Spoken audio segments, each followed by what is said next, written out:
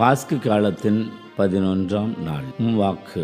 முதல் வாசகத்தில் திருத்தூதர்கள் எப்படி இறைவனது வல்லமையினால் சிறையிலே இருந்தவர்கள் விடுவிக்கப்பட்டு அவர்களே ஆலயத்தில் சென்று அங்கு உயிர்த்த கிறிஸ்துவை பற்றி போதிக்க சிறையில் அடைத்தவர்களோ இந்த விஷயம் தெரிய வர எப்படி இது நிகழ்ந்தது என்று குழம்புகிற அளவிற்கு ஒரு வல்ல செயலானது உயிர்த்த இயேசுவின் ஆற்றலால் நடைபெற்றிருக்கிறது என்று நம்முடைய வாழ்வில் நம்முடைய நினைப்பிற்கு மேலாகவே கடவுள் தன்னுடைய செயல்களை செய்து கொண்டிருக்கிறார் என்பதை புரிந்து கொள்ள, அதுவும் நாம் வியந்து போகிற அளவிற்கு அவருடைய வல்ல செயல்கள் நம்முடைய வாழ்வில் நடப்பது என்பது நிச்சயம் என்பதற்கு இந்த நிகழ்ச்சி ஒரு உதாரணமாக இருக்கிறது.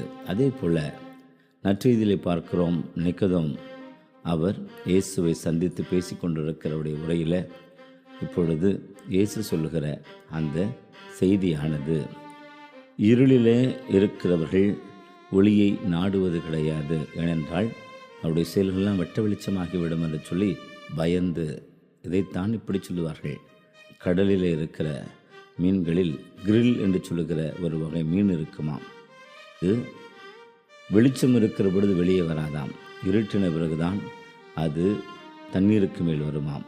அப்படித்தான் இன்றைக்கு தீய செயல்களிலும் அல்லது தீய வெளிப்பாடுகளிலும் தங்களையே மறைத்து கொள்ளுகிறவர்கள் இதுபோன்று ஒளி மிகுந்த ஒரு நிலையில் வெளிவருவதற்கு தயாராக கிடையாது.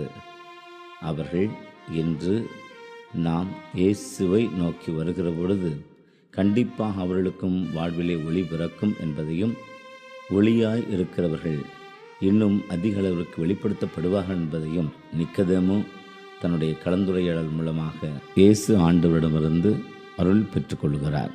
நம்முடைய சிந்தனைக்கு, நாம் ஒளியில் வாழ்கிறோமா, இருளில் இருக்க நினைக்கிறோமா? ஆண்டவரது வல்ல செயல்களை காணுகிற அளவிற்கு நம்முடைய கண்களை திறந்து வைப்போம். ஆமென். அல்லேலூயா.